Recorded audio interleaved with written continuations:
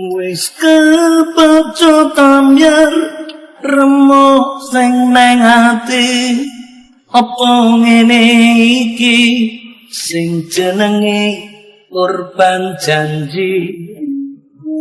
Wis sambyar aku kudu kapiye. Wis, salam asik, salam sehat, salam solidaritas, dan salam bela negara. Bukan yang tadi ya, ambyar. Ini tentang program biaya besar, impact masih ambyar.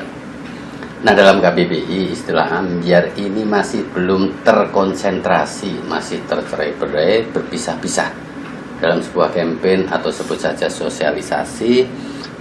Terlebih melalui medium daring ini masih banyak kita temui, seperti yang telah saya bahas di podcast episode sebelumnya, podcast pertama tentang program biaya besar impact masih ambyar. Saya ulang kembali bahwa program sosialisasi yang kita lakukan secara daring ini menghadapi tantangan yang sangat ekstra. Ada sebuah fakta dari survei bahwa setiap jam ada 200 juta orang yang menonton YouTube, ada 1,3 juta konten per menit yang diunggah di Facebook, kemudian ada 4 juta foto yang diunggah di Instagram per jamnya, dan ada 6.000 kicauan yang dibagikan per detik di Twitter. Ini belum TikTok, WA, Telegram, Signal, dan lainnya. Di era disrupsi ini, konten yang bagus saja tidaklah cukup.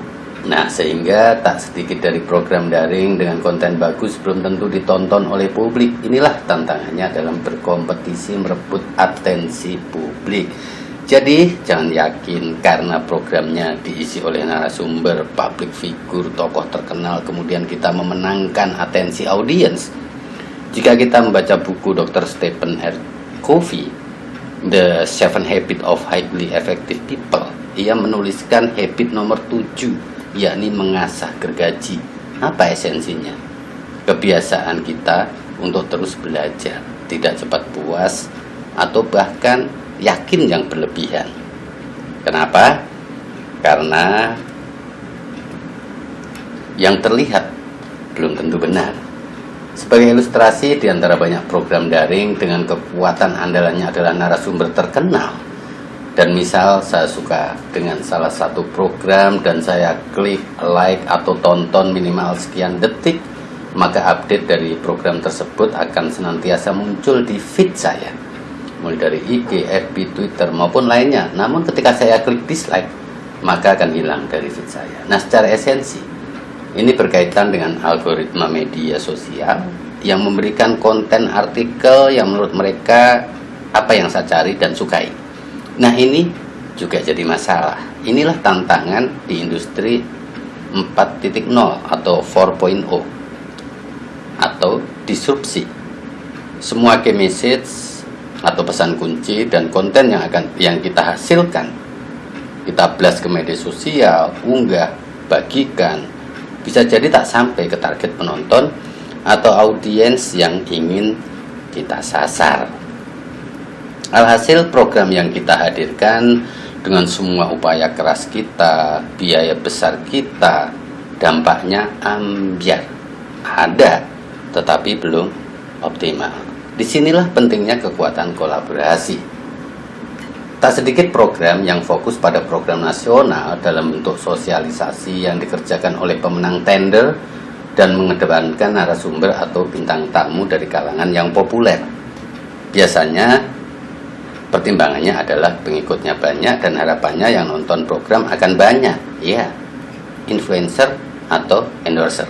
Nah, bicara influencer atau public figure di Indonesia memang memiliki jumlah follower di media sosial yang besar.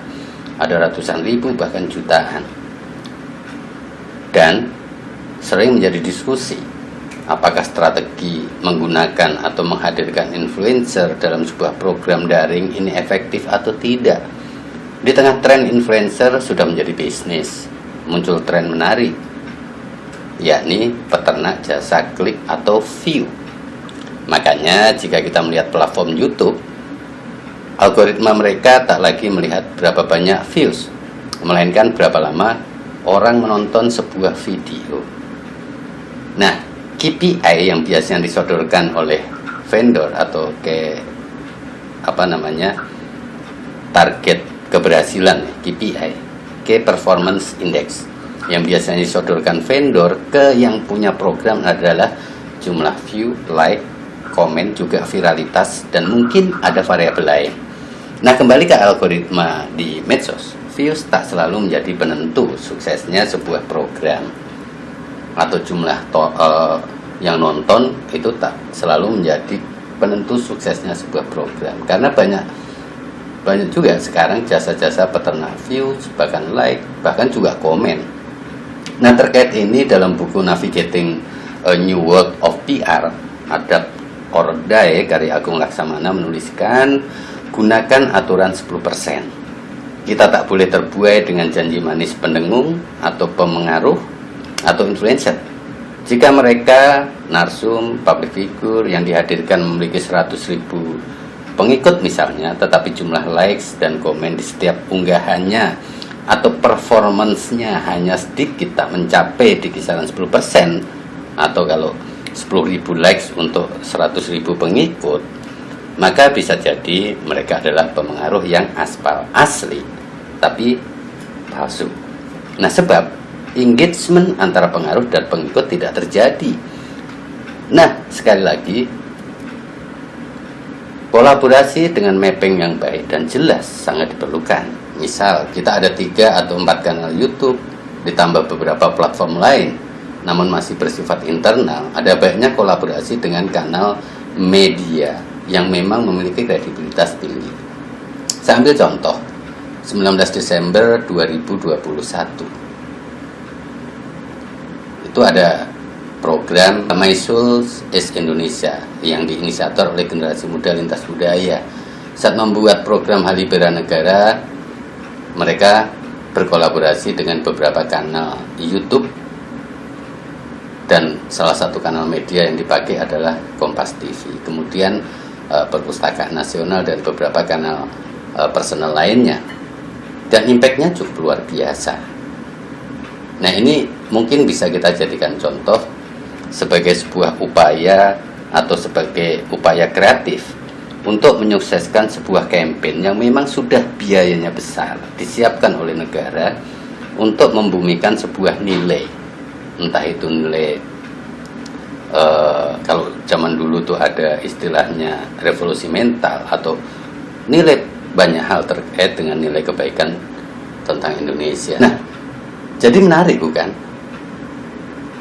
Kita tidak bisa hanya berdiri sendiri, apalagi kita membuat sebuah program kita ini menjadi eksklusif, hanya boleh atau hanya disiarkan di beberapa kanal, dan selebihnya itu kanal tidak resmi, atau bahkan sebagai plagiator, penjiplak, atau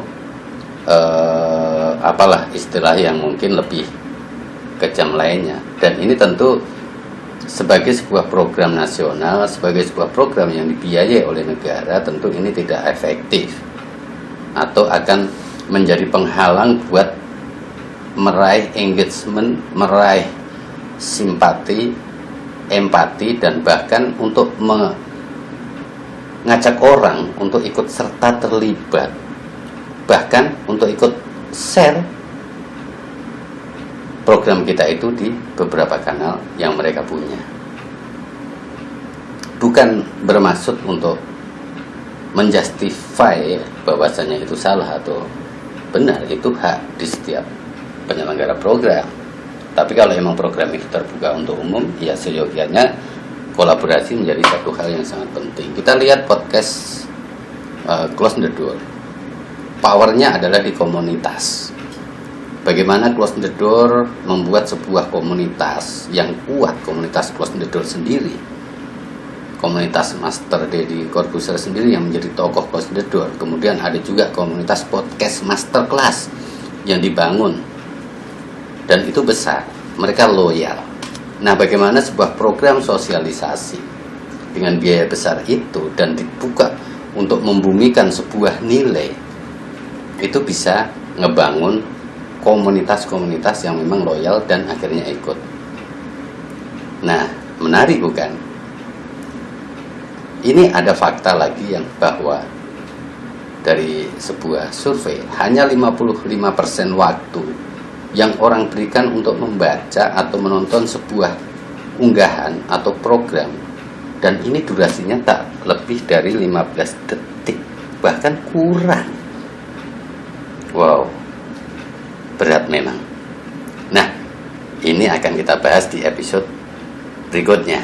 Jadi, salam asik, salam sehat, salam solidaritas, dan salam bela negara.